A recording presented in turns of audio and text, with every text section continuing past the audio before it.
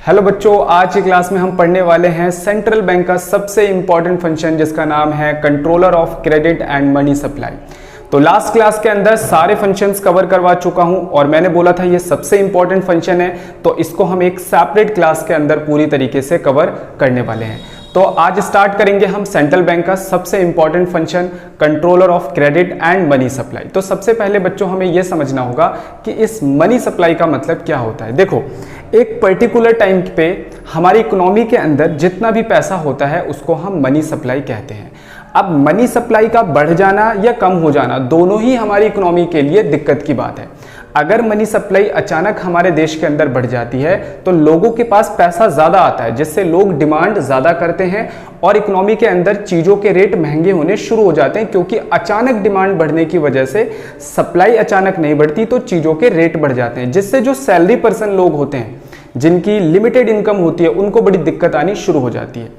और अचानक money supply बच्चों जब कम हो जाती है तो भी हमारी इकोनॉमी के अंदर काफी सारी दिक्कतें पैदा होती है।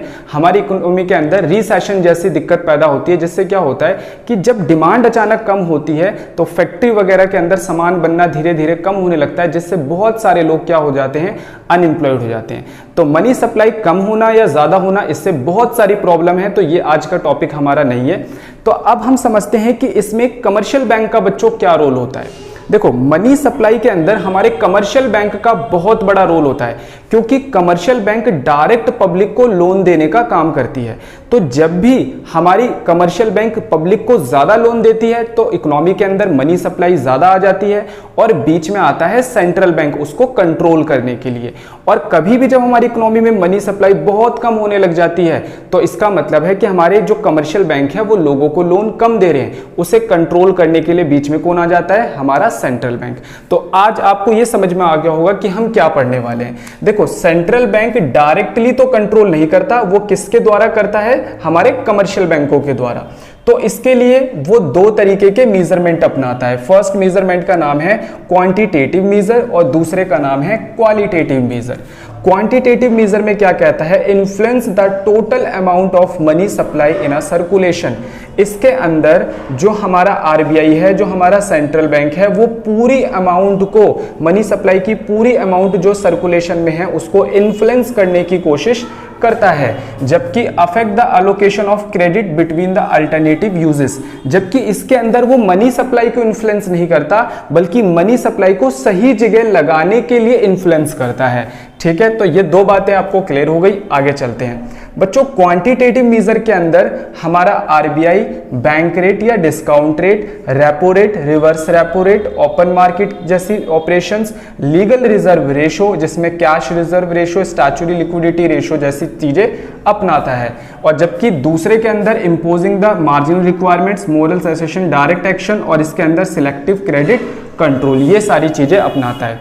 तो अब बच्चों हमें इनको ऐसे नहीं समझना, हम क्या करेंगे, वन बाय वन पॉइंट उठाएंगे और हम देखेंगे कि मनी सप्लाई कम होने से और ज्यादा होने से हमारा आरबीआई इनको कैसे ऑपरेट करता है। क्योंकि इनके ऊपर अब हमारा एग्जामिनर इतना सीधा नहीं है कि बल हमें बोल देगा कि भाई मनी सप्लाई में क्वांटिटेटिव एलिमेंट्स बताओ और ये सारे डिस्क्राइब करो, नहीं, वो बल्कि कुछ कुछ पॉइंट उठा के आपको देगा और आपको सेपरेटली पॉइंट को क्या करना होगा, डिस्क्राइब करना होगा। सबसे पहले बच्चों क्वालिटेटिव मेजर्स के अंदर बैंक रेट या डिस्काउंट रेट। ठीक है, तो बैंक रेट या डिस्काउंट रेट का मतलब समझते हैं। देखो बच्चों, हमें जब भी लोन की जरूरत होती है तो हम किसके पास जाते हैं, कमर्शियल बैंक के पास। तो कमर्शियल बैंक कुछ इंटरेस्ट लेता है और हमें लोन दे देता है। सेम इसी तरीके से अगर हमारे कमर्शियल बैंकों को लोन की जरूरत होती है तो वो जाता है हमारे आरबीआई के पास और आरबीआई उसको लोन दे देता है और उससे बदले में कुछ इंटरेस्ट लेता है। अब कमर्शियल बैंक दो तरीके के लोन लेते हैं बच्चों हमारे आरबीआई से, एक लेता है शॉर्ट टर्म के लिए, एक लेता है लॉन्ग टर्म के लिए। तो अगर जब वो लॉन्ग टर्म के लिए लोन लेता है तो वहां पर जो आरबीआई इंटरेस्ट चार्ज करता है दैट इज बैंक रेट या फिर discount rate. It is the rate at which the central bank gives credit, एक ऐसा रेट जिसपे सेंट्रल बैंक क्रेडिट देता है किसको, कमर्शियल बैंक को, दियर लॉन्ग टर्म नीड्स। ठीक है, तो इतनी बात आपको समझ में आ गई बैंक रेट या डिस्काउंट रेट का मतलब क्या होता है। अब हम समझेंगे कि आरबीआई बैंक रेट और डिस्काउंट रेट से हमारी इकोनॉमी के अंदर मनी सप्लाई को कैसे कंट्रोल करता है। देखो दो सिचुएशन लिखी है, एक है एक्सेस डिमांड। एक्सेस डिमांड के अंदर इन्फ्लेशन यानी चीजों के रेट बढ़ने लग जाते हैं, बताया था भी एक्सेस डिमांड को हम लोग मनी सप्लाई इंक्रीज होती है तभी एक्सेस डिमांड आता है। दूसरी सिचुएशन है डेफिसिट डिमांड, जिसमें डिमांड कम होने लगती है, इसे हम डिफ्लेशन भी कहते हैं, इसे हम रिड्यूस मनी सप्लाई भी कहते हैं। तो 3 नाम है, इस तरीके से नाम याद रखना, किसी भी नाम पर क्वेश्चन आ जाते हैं। अब एक एग्जाम्पल लेता हूं बच्चों, ध्यान से समझना। मान के चलता हूं कि बैंक रेट हमारी इकोनॉमी के अंदर है 7%, इसका मतलब आरबीआई 7% इंटरेस्ट पर हमारे कमर्शियल बैंकों को लोन देता है। आरबीआई ने बोला कि भाई अब मैं बैंक रेट बढ़ाकर कितना कर रहा हूं, 9%। ध्यान से समझना। तो पहले मैं इसको एक्सेस डिमांड में समझाता हूं आपको। मान लो एक्सेस डिमांड की सिचुएशन है, आरबीआई बैंक रेट है 7%, आरबीआई ने बैंक रेट कर दिया 9%। इसका मतलब क्या है कि लोन महंगा हो गया, तो जो कमर्शियल बैंक है वो लोन कम लेंगे। अगर कमर्शियल बैंक लोन कम लेंगे या कमर्शियल बैंकों को लोन महंगा मिलेगा तो वो फर्दर आगे लोगों को कैसा लोन देंगे, महंगा लोन देंगे। जब लोगों को लोन महंगा मिलेगा तो लोग लोन कम लेंगे और क्या होगा, लोगों के पास पैसा कब आएगा, लोग क्या करेंगे, डिमांड को कम करना शुरू कर देंगे। तो याद रखना, अगर लोगों के पास पैसा ज्यादा है, मनी सप्लाई इकोनॉमी में ज्यादा है, या डिमांड बढ़ रही है, या इन्फ्लेशन बढ़ रहा है, या प्राइस बढ़ रहा है, तो ऐसी स्थिति में आरबीआई क्या करता है, बैंक रेट को बढ़ा देता है। सिंपल इसका दूसरा समझते हैं, डेफिसिट डिमांड। अगर लोगों के पास पैसा नहीं है, डेफिसिट डिमांड कब होता है, जब लोगों के पास पैसा कम होता है या इकोनॉमी में मनी सप्लाई कम होती है। इसका मतलब यह है कि जो हमारा आरबीआई है वो कमर्शियल बैंकों को लोन महंगा दे रहा है। आरबीआई बोलेगा भाई एक काम करते हैं, मैं तुम्हें लोन देता था 7% पे, अब मैं लोन दूंगा तुम्हें 6% पे। यानी कि लोन कैसा हो जाएगा, सस्ता, इंटरेस्ट रेट सस्ता हो गया। अब कमर्शियल बैंक जल्दी जल्दी लोन लेंगे और ज्यादा लोन लेंगे। जब कमर्शियल बैंक लोन ज्यादा लेंगे तो फर्दर वो पब्लिक को ज्यादा लोन देंगे, सस्ता लोन देंगे। पब्लिक के पास पैसा आएगा, पब्लिक क्या करेगी, डिमांड बढ़ाना शुरू कर देगी। तो डेफिसिट डिमांड इससे दूर हो जाएगी। तो डेफिसिट डिमांड में बैंक रेट को क्या कर देना है, कम। तो याद रखना, एक्सेस डिमांड में बैंक रेट को बढ़ाना है, डेफिसिट डिमांड में बैंक रेट को कम करना है। नेक्स्ट है हमारा बच्चों रेपो रेट। रेपो रेट बिल्कुल सेम होता है। जब हमारे कमर्शियल बैंक आरबीआई से शॉर्ट टर्म के लिए लोन लेते हैं तो वहां पर जो इंटरेस्ट लगता है रेपो रेट होता है। It is the rate at which central bank gives credit commercial bank to commercial bank for their short term needs.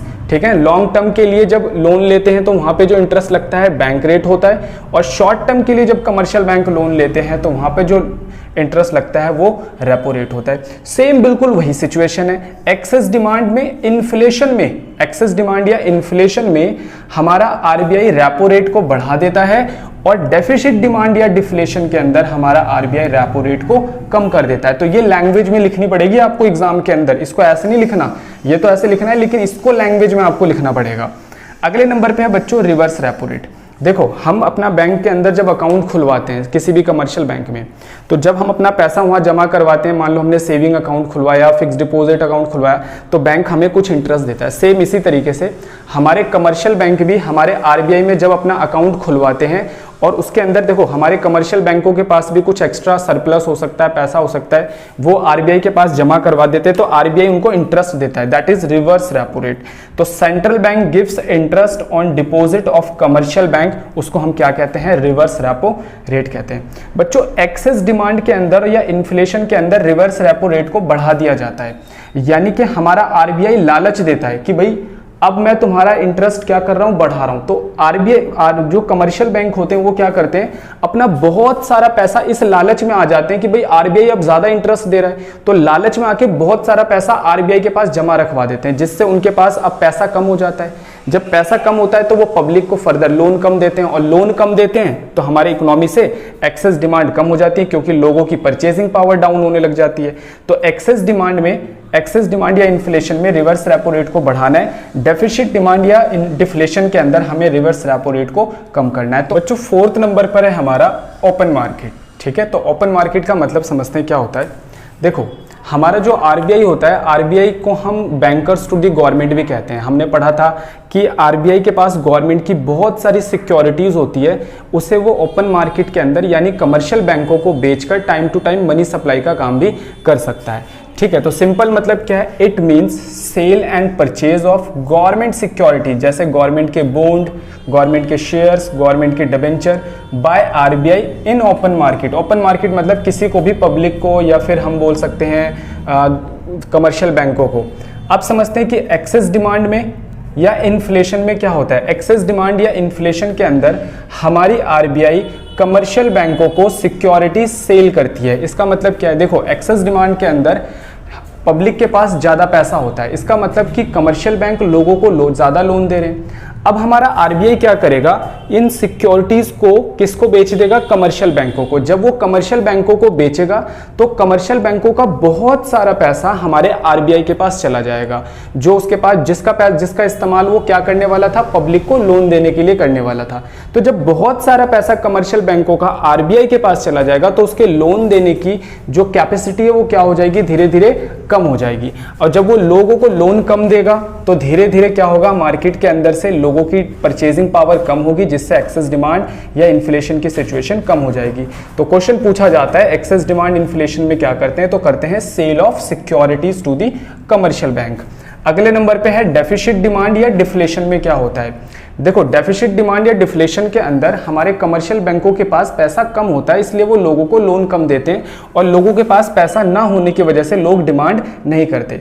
तो हमारा कमर्शियल बैंक क्या करता है, जो सिक्योरिटीज कमर्शियल बैंकों को बेची थी उसे वापस परचेज कर लेता है और बहुत सारा कैश हमारे कमर्शियल बैंकों को पकड़ा देता है, जिससे कमर्शियल बैंक हमारे लोगों को, पब्लिक को ज्यादा लोन देते हैं, लोगों के पास पैसा आता है, लोग अपनी परचेजिंग पावर बढ़ाते हैं, लोग डिमांड ज्यादा करते हैं, जिससे डेफिसिट डिमांड दूर हो जाती है।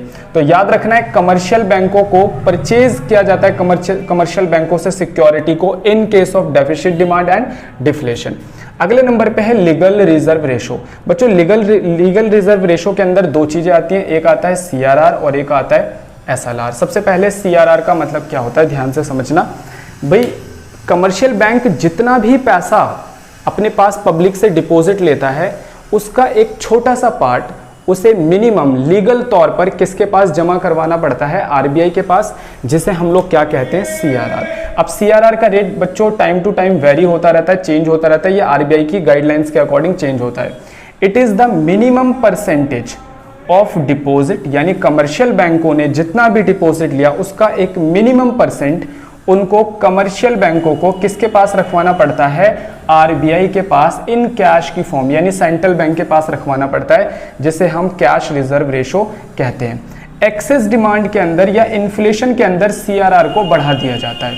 बच्चों होता है क्या है, मान के चलो इकोनॉमी के अंदर इन्फ्लेशन है और सीआरआर का रेट कितना है, मैं मानता हूं 10%। तो इकोनॉमी के अंदर आरबीआई बोलेगा भाई अब सीआरआर का रेट हो गया 15%, इसका मतलब अब ज्यादा पैसा किसके पास रखवाना पड़ेगा, आरबीआई के पास रखवाना पड़ेगा। पहले 10% रखवाते थे डिपॉजिट का कमर्शियल बैंक, अब 15% रखवाना पड़ेगा। तो जब 15% ज्यादा पैसा रखवाना पड़ेगा तो कमर्शियल बैंकों के लोन देने की कैपेसिटी तो कम हो जाएगी ना। पहले मान के चलो वो 90% लोन दे रहे थे, तो अब कितना दे पाएंगे, 85% लोन दे पाएंगे, यानी लोन देने की कैपेसिटी कम हो गई। जब लोगों के पास लोन कम जाएगा तो लोगों की परचेजिंग पावर डाउन होगी, लोगों की परचेजिंग पावर डाउन होगी, लोग डिमांड कम करेंगे और मार्केट से एक्सेस डिमांड या इन्फ्लेशन कम हो जाएगा। तो सीआरआर को बढ़ाना है, किस केस के अंदर बढ़ाना है, एक्सेस डिमांड या इन्फ्लेशन में, जबकि डेफिसिट डिमांड और डिफ्लेशन में इसका अपोजिट सीआरआर को कम कर देना है। सेम बच्चों इसी तरह से स्टैट्यूटरी लिक्विडिटी रेशो का मतलब क्या होता है, देखो हमारे बैंक जितना भी पैसा डिपॉजिट करते हैं पब्लिक से उसका एक मिनिमम पार्ट उसे खुद के पास कैश में भी रखना पड़ता है, ताकि कोई बंदा आ गया तो उसे हम पे कर सके। उसको हम लोग क्या कहते हैं, एसएलआर। तो सिंपल सी बात है कि भाई जितना भी पैसा कमर्शियल बैंक डिपॉजिट करते हैं उसका जो पार्ट कमर्शियल बैंक के पास रखवाना पड़ता है सीआरआर, और जो खुद के पास रखना पड़ता है SLR. It is the minimum percentage of deposit of commercial bank required to maintain itself, जो उसे खुद के पास रखना पड़ता है। सेम वही है बच्चों, एक्सेस डिमांड इन्फ्लेशन में एसएलआर को बढ़ाकर क्रेडिट कंट्रोल करती है आरबीआई, और डेफिसिट डिमांड और डिफ्लेशन के अंदर आरबीआई एसएलआर के रेट को कम करके क्रेडिट सप्लाई को या मनी सप्लाई को कंट्रोल करती है। तो ये दोनों रेट आरबीआई के हाथ में होते हैं, सीआरआर भी आरबीआई के हाथ में होता है, एसएलआर भी आरबीआई के हाथ में होता है। आरबीआई इसे टाइम टू टाइम बढ़ाता रहता है, घटाता रहता है अकॉर्डिंग टू मनी सप्लाई। तो बच्चों हमने क्वांटिटेटिव मेजर को बहुत ही अच्छी तरीके से खत्म कर दिया, मैंने सारे बताए क्वांटिटेटिव मेजर्स में क्या क्या आ सकता है। अब हमारा नेक्स्ट नंबर पे है क्वालिटेटिव मेजर। तो आइए जरा क्वालिटेटिव मेजर में समझते हैं। सबसे पहले इंपोजिंग मार्जिनल रिक्वायरमेंट। बच्चों इंपोजिंग मार्जिनल रिक्वायरमेंट का मतलब क्या होता है, ध्यान से समझना। देखो जब भी हम कमर्शियल बैंक के पास लोन लेने के लिए जाते हैं तो कमर्शियल बैंक हमसे कुछ सिक्योरिटी गिरवी रखवाता है या हमारी कुछ असेट्स गिरवी रखवाता है, जिसे हम लोग कह देते हैं मार्जिनल रिक्वायरमेंट।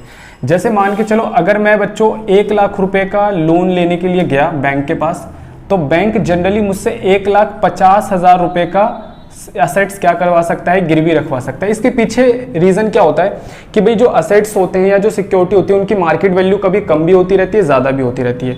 और अगर मैं लोन नहीं दे पाता तो क्या पता इसकी मार्केट वैल्यू इतनी कम हो जाए कि बैंक लोन को रिकवर ना करवाए। तो हमारा आरबीआई ने बोला कि अगर कोई इंसान 1 लाख का लोन लेने आता है तो आप उससे कितने रुपए की सिक्योरिटी रखवाओगे, 1,50,000 रुपए की। तो अब आरबीआई क्या बोलेगा, मार्केट के अंदर क्या आ रखा है, एक्सेस डिमांड आ रखा है। आरबीआई बोलेगा एक काम करो, अब जब तुमसे लोग लोन लेने के लिए आएंगे 1 लाख रुपए का यानी 1 लाख रुपीस का लोन लेने आएंगे, तो तुम अब कितने रुपए की सिक्योरिटीज उनसे मांगोगे, सिक्योरिटी मांगोगे 1,80,000 की। अब एक बात बताइए, जब लोगों से सिक्योरिटी ज्यादा मांगा जाएगा तो कहीं ना कहीं लोगों का लोन लेने की जो कैपेसिटी है वो धीरे धीरे क्या हो जाएगी, कम हो जाएगी। तो याद रखना है एक्सेस डिमांड के अंदर या इन्फ्लेशन के अंदर हमारा आरबीआई कमर्शियल बैंकों को ऑर्डर देता है कि मार्जिनल रिक्वायरमेंट को बढ़ाओ ताकि लोग लोन लेना कम कर दे। और डेफिसिट डिमांड या डिफ्लेशन में हमारा आरबीआई कमर्शियल बैंकों को कहता है मार्जिनल रिक्वायरमेंट कम करो ताकि लोग लोन लेना ज्यादा शुरू कर दे। अगले नंबर पे है बच्चों डायरेक्ट एक्शन। मैंने बताया था कि हमारे आरबीआई को या कमर्शियल बैंकों को हम बैंकर्स ऑफ बैंक भी कहते हैं, यानी सारे बैंकों का बैंक। तो हमारा आरबीआई डायरेक्ट प्रेशर भी बना सकता है किसके ऊपर, हमारे कमर्शियल बैंकों के ऊपर, कि भाई मार्केट के अंदर देखो एक्सेस डिमांड है, तुम लोगों को लोन कम दो।